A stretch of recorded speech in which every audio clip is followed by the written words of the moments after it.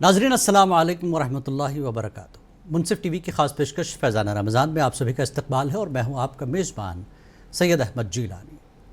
नाज़रीन, फैज़ान रमज़ान को पेश कर रहे हैं मलाबार गोल्ड एंड डायमंड्स, जो कि अपनी मुनफरद और दिलकश ज्वेलरी के लिए मशहूर है। और इसके अलावा इस प्रोग्राम को ताउन कर रहे हैं अल खलीफा tours and travels Poona Maharashtra, जो कि अपने हज उम्रा ज़ियारत पैकेज के लिए मशहूर है। और रूह अफ़ज़ा, जो रोज़ेदारों की सेहत को ताज़गी बख्शे, ज़ायक़दार शादाब हलीम और मोहम्मद कैप मार्ट हैदराबाद। तो नाज़रीन, प्रोग्राम की शुरुआत करते हैं और आज का हमारा मौजू है नेकी की कबूलियत और गुनाह का असर। इंशाअल्लाह इस पर गुफ्तगू होगी और इस मौजू पर आपकी हमारी रहनुमाई के लिए मौलाना मुफ्ती हाफ़िज़ सैयद अनवारुल्लाह क़ादरी निज़ामी साहब मौजूद है, जो आपके पूछे जाने वाले सवालात के जवाब भी देंगे। मैं हज़रत मौलाना का बहुत बहुत इस्तक़बाल करता हूँ और साथ ही हमदुनात सुनाने की सादत हासिल करेंगे मारूफ नात ख्वां सैयद अबू बकर जाफ़र क़ादरी साहब। आपका भी बहुत इस्तक़बाल है मुनसिफ टीवी में।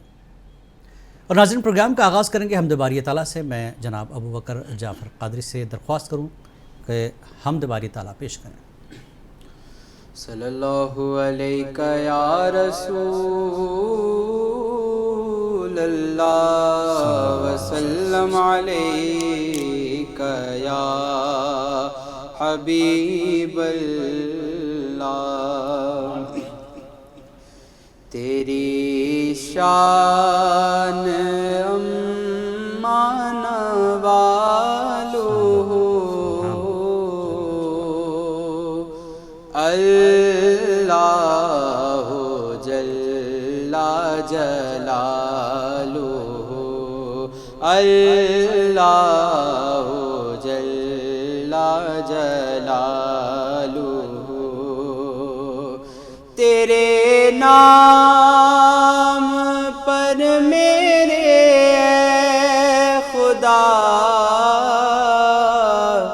मेरा दिल फिदा, मेरी जान फिदा।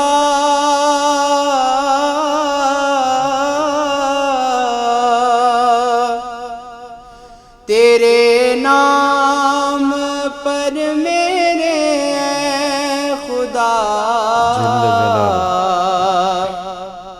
मेरा दिल फिदा, मेरी जान फिदा।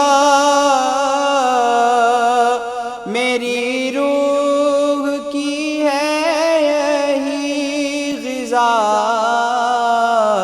तेरा नाम लब पे रहे सदा। तेरा नाम लब पे रहे सदा। हो तेरी रज़ा मेरी आरज़ू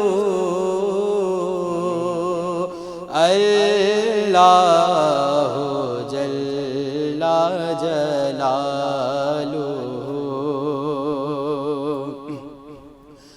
जो हिसाब रोज़े हिसाब हो, मेरे दाएं हाथ किताब हो, मेरे लब पे नाते जनाब हो। ना सवाल हो ना जवाब हो,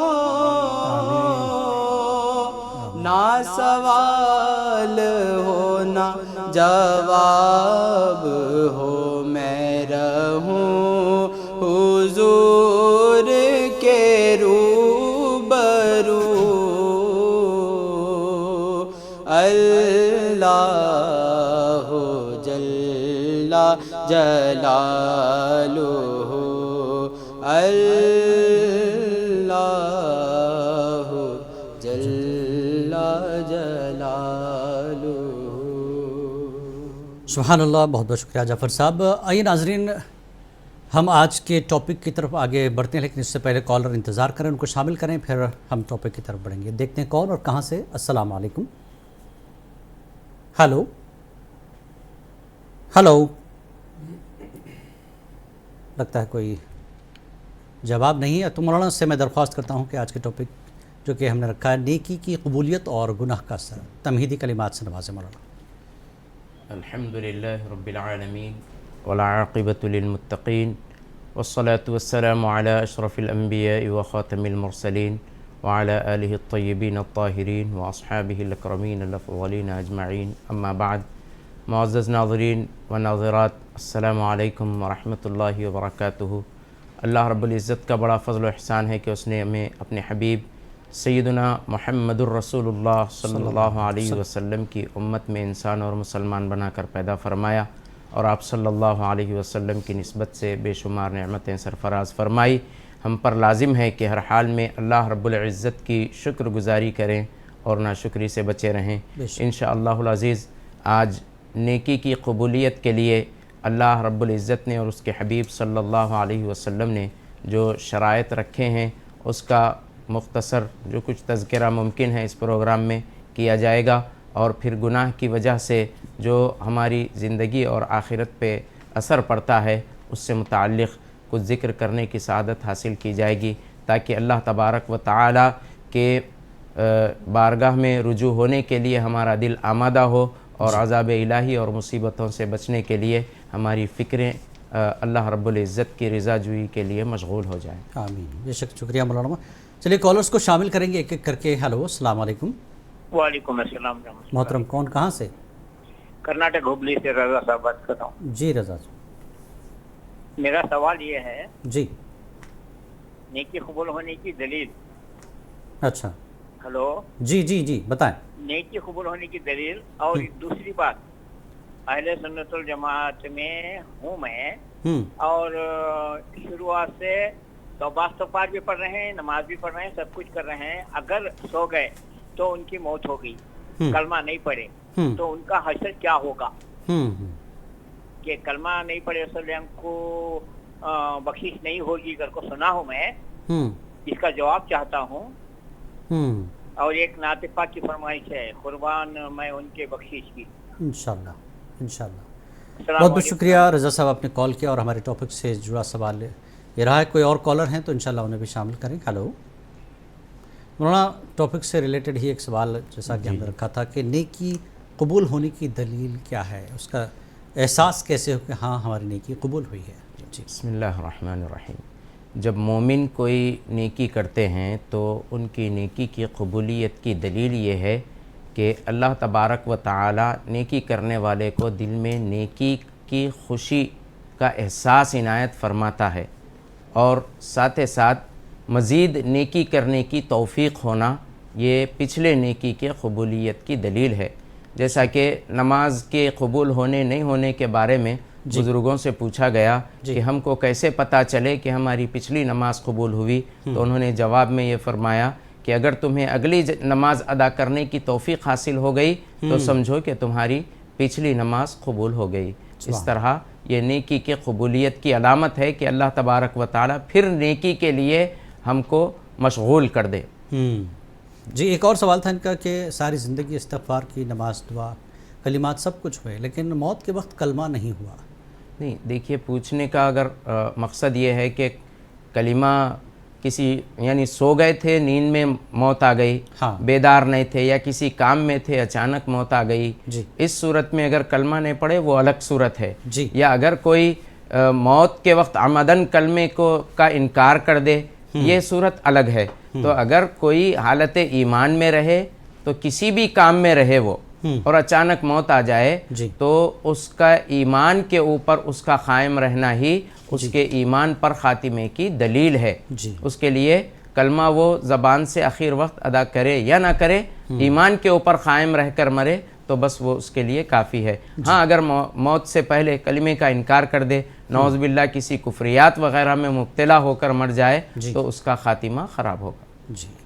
اور ناظرین، آپ بھی ہمارے اس پروگرام میں شامل ہو سکتے ہیں. اسلامی معلومات سے جڑا کوئی بھی سوال ہو تو اسکرین پر نمبر ہے، اس نمبر کو ڈائل کریں اور ہمارے اس پروگرام کا حصہ بن جائیں. ایک اور کالر جڑ گئے ہیں، آئیے دیکھتے ہیں کون کہاں سے. ہلو السلام علیکم. وعلیکم السلام رحمۃ اللہ وبرکاتہ. جناب کہاں سے کون؟ حضرت میں ایم پی سے بول رہا ہوں، کھرگون ضلع سے. جی. میرا جو ہے مسئلہ، نام بتائیں جناب. کھرگون ضلع. آپ کا نام؟ میرا نام انور بھائی ہے. انور بھائی انور جی حسین۔ جی بتائیں بتائیں. میرا جو ہے مسئلہ یہ حضرت کہ اگر تراویح میں جو ہے سجدہ یہ اپنے سجدہ بھول جائے امام صاحب اور پھر وہ سجدہ نہیں ہو تو اس کا کیا کرنا پڑتا ہے؟ نہیں کس کا سجدہ نہیں ہوا؟ سجدے تلاوت. مطلب یہ کہ جیسے امام صاحب تراویح پڑھا رہے ہیں اور سجدہ بھول گئے، اچھا تو سجدہ بھولنے کے بعد پھر ان کو یاد آیا، بعد میں نماز پوری ہو گئی، تو پھر کیا کیا جائے گا اس کا؟ اچھا ٹھیک ہے بتاتے ہیں آپ کو. اور کوئی سوال آپ کا؟ چلیے ایک اور کالر ہم کو بھی شامل کرتے ہیں. ہلو ہلو ہلو جناب السلام علیکم. کون کہاں سے بات کر رہے ہیں؟ جی میں سید شفیق احمد بات کر رہا ہوں ملک پیٹ سے. کیسے جی ہیں شفیق صاحب؟ جی سعادت صاحب کیسے آپ؟ خیریت سے؟ الحمدللہ الحمدللہ. مفتی صاحب کیسے ہیں؟ آپ بھی خیریت سے؟ مفتی صاحب السلام علیکم ورحمۃ اللہ. اچھا رکھے. وعلیکم السلام ورحمۃ اللہ. جی. اللہ اچھا رکھے آپ لوگ، اللہ اچھا رکھے. مفتی صاحب میرا سوال یہ ہے آپ سے کہ یہ جو گناہ صغیرہ جو ہوتے، جیسا کہ ہم بعد نماز فجر اگر ہم سے کچھ چھوٹا گناہ صغیرہ ہو جائے، اگر ہم ظہر کی نماز میں اگر ہم اس کو توبہ کر لیے تو کیا وہ ہمارا گناہ معاف ہو جائے گا؟ پھر ایسی ظہر کے بعد کچھ گناہ ہو گئے، پھر عصر میں توبہ کر لیا، ایسی 5 وقت کی نماز میں گناہ صغیرہ معاف ہو جائیں گے مولانا؟ اب گناہ کبیرہ کیسا ہمارے معاف ہونا ہے؟ ٹھیک. جو ہم سے گناہ کبیرہ بھی ہوئے ہوں گے زندگی میں، اس کو کس طریقے سے اللہ کے سامنے ہم رجوع ہونا، کس طریقے سے ہم اس سے معافی مانگنا، تھوڑا اس پر روشنی ڈالیں مفتی صاحب. انشاءاللہ بہت شکریہ. آپ نے ٹاپک سے ریلیٹڈ سوال ہے آج کا ہمارا. آئیے ایک اور کالر ہے ان کو بھی شامل کرتے ہیں. ہلو ہلو ہلو ہلو السلام علیکم. وعلیکم السلام. کون کہاں سے بات کر رہے ہیں؟ جی میں مہاراشٹر نالا سپارہ سے بات کر رہی ہوں، سیما سید. جی بتائیں. جی میرے 2 سوال ہیں. پہلا سوال تو جب میری ممی کا انتقال ہوا تو انہوں نے صرف انتقال قبض ہونے سے پہلے لا الہ الا اللہ بولے. اچھا. محمد رسول اللہ نہیں بولے. ان کی روح قبض ہو گئی تھی. ٹھیک. اور دوسرا سوال یہ ہے کہ میرے پاپا ہمیشہ بولتے تھے میرا انتقال گھر سے باہر ہوئے. ایک میرے پاپا کا انتقال ان کے دل میں تمنا تھی کہ وہ میرے گھر میں نہیں گھر سے باہر انتقال کر جائے. اچھا اچھا. تو ان کا انتقال ہوا سلوار شریف میں. اچھا. جی تو ان کے انتقال کے 10 دن بعد ہمیں پتا چلا کہ ان کا انتقال ہو گیا بول کے. تو اس کے لیے کیا کرنا چاہیے ہم لوگ کو یہ بتائیے. اچھا تو ان کے انتقال کے بعد آپ لوگ میت گھر لائے یا وہیں پہ تدفین ہو گئی؟ کیا کچھ ہوا ہے؟ وہیں پہ ان کا دوسرے لوگوں نے ان کی میت وہیں پہ یہ کر دفنا دی ہے. ٹھیک ٹھیک جی ٹھیک ہے بتاتے ہیں. چلیے ان سوالوں کے جواب دیں گے. وقت یہاں پر ہو رہا ہے ایک بریک کا. وقفے کے بعد جائیں گے تو سوالوں کے جواب بھی دیں گے، اور آپ کے بھی کوئی سوال ہو تو ناظرین ہمارے اس پروگرام کا حصہ بنے. اسکرین پر نمبر ہے 6666665152 پر کال کریں، اور آپ کے ٹاپک سے بھی ریلیٹڈ اور ٹاپک سے ہٹ کر کوئی آپ کا اپنا سوال ہو تو ضرور شامل کریں. انشاءاللہ جواب دینے کی مولانا کوشش کریں گے. انور بھائی ایم پی سے انہوں نے سوال کیا، امام نے تراویح میں سجدہ کرنا وہ بھول گئے، نماز ہو گئی، تو کیا کیا جائے؟ مقتدی اور امام کے لیے کیا شرعاً حکم ہے؟ دیکھیے 2 باتیں ہیں. ایک تو سجدہ جو نماز کی رکعتوں کا ہے جی وہ سجدہ ہے یا تلاوت کا سجدہ. جی سجدہ تلاوت اگر چھوٹ جائے تو نماز ختم ہونے کے بعد جی امام صاحب اعلان کر دیں کہ فلاں رکعت میں سجدہ تلاوت آیت تلاوت کر دی گئی، جی لیکن تلاوت کی رو میں سہون سجدہ کرنا بھول گئے، آپ حضرات سجدہ کر لیجئے. یا پھر نماز ختم ہونے کے بعد پھر اعلان کر کے خود امام صاحب سجدہ کر لیں، ان کے ساتھ پورے مقتدی مل کر سجدہ کر لیں تو کافی ہے. بعد میں بھی نماز کے بعد بھی یہ سجدہ کیا جا سکتا ہے. اگر نماز کی رکعتوں کا اگر کوئی سجدہ ترک ہو جائے تو آخر میں سجدہ سہو کر لیں اور ایک سجدہ جو چھوٹ گیا تھا کر لیں. تو بعض فقہاء کرام نے نماز کے ہو جانے کا یعنی فتویٰ سنایا ہے. البتہ یہ ہے کہ بعض علماء کے نزدیک اگر ایک سجدہ بھی اگر چھوٹ جائے تو نماز ہی فاسد ہو جاتی ہے، نماز چھوٹ جاتی ہے. رکعت کے سجدے کی بات ہے. جی شفیق صاحب نے سوال کیا حیدرآباد سے، گناہ صغیرہ فجر سے ظہر کے درمیان رجوع کر لیں تو توبہ کیا ہو جائے گی؟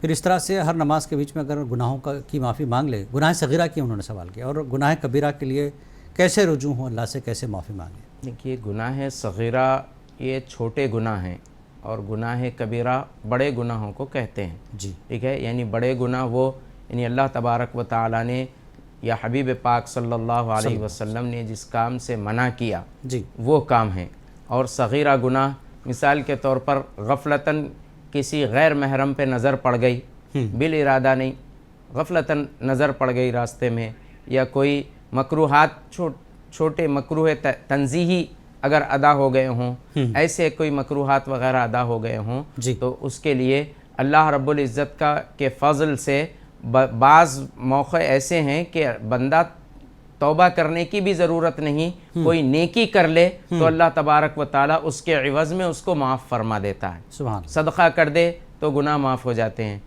گناہ صغیرہ۔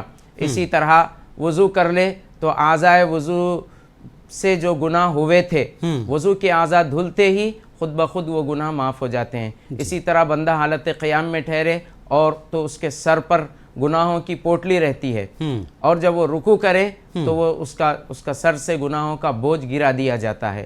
یہ بھی تذکرہ احادیث کے اندر ملتا ہے۔ یہ اس طرح صغیرہ گناہ معاف ہوتے ہیں، اور پھر کثرت کے ساتھ استغفار ہم کو کرتے رہنا چاہیے، تاکہ کب ہم سے کون سا گناہ سرزد ہوا ہے ہم کو پتہ نہیں ہے۔ اسی لیے یعنی بعض گناہ نامہ اعمال میں لکھے جاتے ہیں، بعض بالارادہ گناہ ہوتے ہیں، اور بعض جو ہے بغیر ارادے کے گناہ سرزد ہو جاتے ہیں۔ تو چاہیے کہ استغفار کثرت سے کرتے رہیں۔ اللہ تبارک و تعالی ہمارے استغفار کو اگر قبول فرما لے تو وہ گناہ کبیرہ ہو کہ صغیرہ ہو وہ معاف ہو جاتے ہیں۔ چلیے بہت شکریہ مولانا۔ سیما ہے مہاراشٹر سے، انہوں نے سوال ایک پوچھا ہے ان کے بارے میں کہ ان کی والدہ ہیں، وہ آدھا کلمہ ان کی زبان سے نکلا ہے۔ دیکھیے کلمہ پڑھ رہے تھے اور ان کی روح پرواز ہو گئی۔ اللہ تبارک و تعالیٰ کا بڑا فضل ہے کہ ان کو کلمے کی سعادت نصیب ہوئی، اور ان کا پورا کلمہ پڑھنا ہی تصور ہوگا، وہ پورا کلمہ پڑھنا ہی تصور ہوگا۔ اللہ تبارک و تعالی ہم سب کو، ہمارے اہل و عیال کو، بلکہ ہماری نسلوں کو اللہ تبارک و تعالی کلمے پر، ایمان پر موت سرفراز فرمائے۔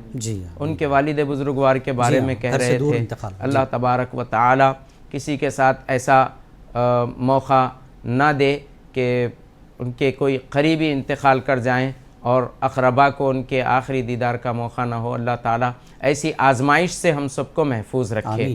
دیکھیے تدفین ہو گئی ہے تو اگر قبر کا پتہ ہے، وہاں کوئی لوگ آپ کو پتہ دے سکتے ہیں، تو جا کر قبر کی زیارت کریں۔ والدین کی قبر کی زیارت کرنے کا حضور صلی اللہ علیہ وسلم نے حکم دیا ہے، بلکہ ہفتے میں ایک بار اپنے والدین کی تم قبر کی زیارت کیا کرو، فرمائے حضور علیہ السلام۔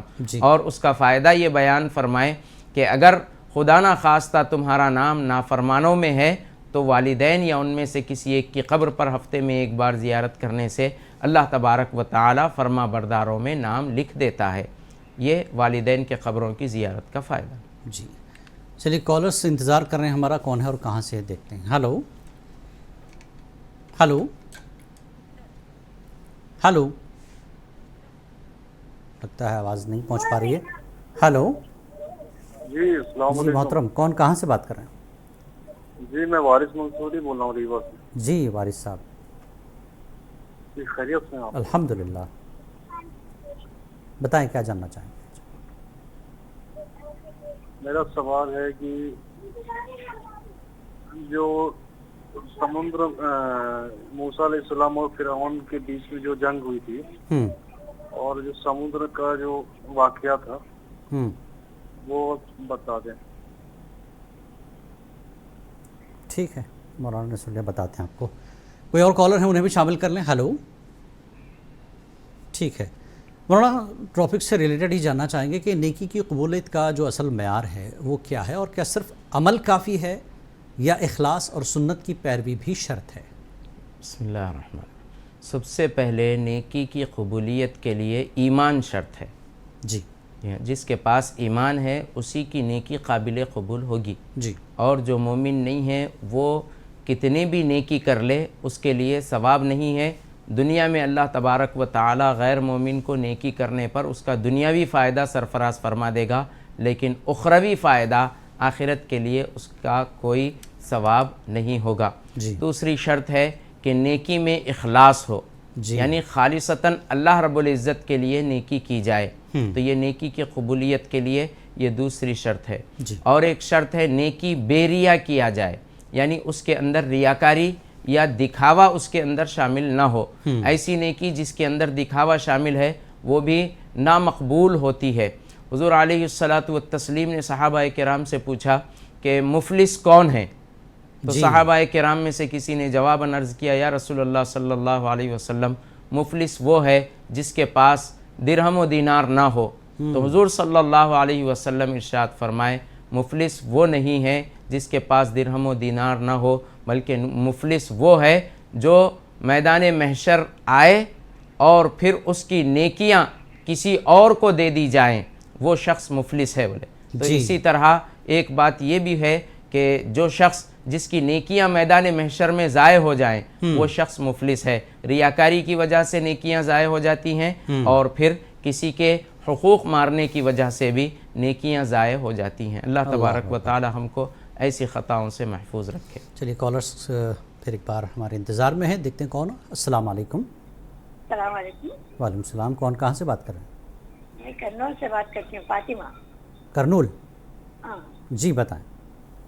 میرا سوال ہے کہ عہد نامہ قرآن میں کون سے پارے میں بھی نہیں ہے بلکہ پنسورے میں ہے، جو اس کا ذرا ٹھیک ہے، خلاصہ بتا دیجیے۔